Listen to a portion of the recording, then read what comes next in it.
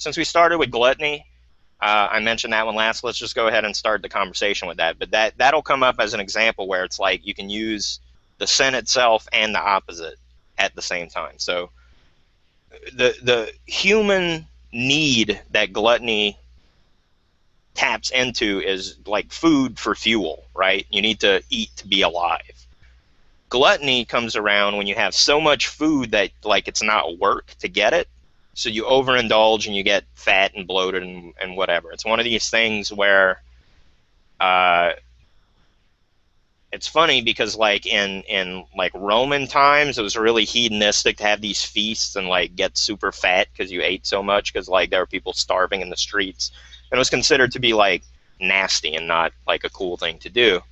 But really rich people got down on it, and it was, you know, a sensually satisfying experience for people to just be like, I'm gonna eat some grapes and I'm gonna eat some roast chicken, I'm gonna eat some lamb, you know, like that was bananas that you could do that. It was super indulgent that you could eat like 4 different kinds of foods in one sitting. But now, like, people talk about like obesity in America as an epidemic, and like lots of weight loss products get sold. It's one of those things where, like you said, that either or, that opposite, taking opposite sides can be used to sell people things, because everyone, for example, would be super interested in, imagine this weight loss pill you can take where you'll lose weight and still get to eat whatever you want, as much as you want. You know what I mean? Like you're giving them the out to indulge in the sinful aspect, which is the gluttony, the overindulgence, the eating whatever you want, whenever you want. But you're playing off of that idea of temperance, which is what they know they should be doing anyway. Playing again to that idea of temperance being the opposite of gluttony, lots of weight loss products will sell on the idea of temperance, and that people know temperance as hard because it's the resistance towards gluttony.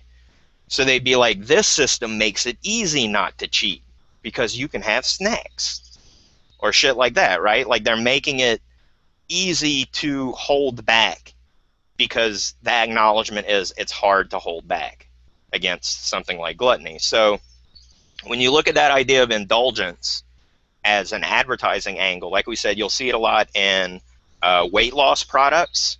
You'll see it a lot in health conscious ideas like this is sugar free, or this has low fat, or this is low carb, or this is gluten free is another one, to where like I don't even know, like if you don't have celiac disease, what does avoiding gluten do? I don't even know. But it's a popular thing. Tons of people avoid gluten. I don't even think they know what it is. But it's one of those ideas where it's tied into health or weight or something like that, is tapping into that desire, that innate desire for something like gluttony. Which if you think about it, like we're evolved animals that used to be hunter-gatherers. Food used to be hard to come by. That was like your main job all day, was making sure you found enough food to eat before you had to go to sleep. And like since the agricultural revolution, I guess, when we could grow our own food and had surplus, which like civilization is basically a byproduct of having more than enough food to eat, because like if you don't have to hunt and look for your food all day, you can start doing shit like arts and crafts and writing books and making laws and doing all kind of things when you're not preoccupied with just staying alive. That idea of overindulging is like you've made it. You know what I mean? If you got enough food to eat in order to like gain weight, then you have more than enough. It's like a physical representation of being like healthy and able to survive. So it is a natural drive, and there's a reason why it's hard to resist in a lot of ways. And that's pretty much it. Like for gluttony, you'll like I don't know if it's like this in other countries, but we have restaurants in America that are like huge buffets.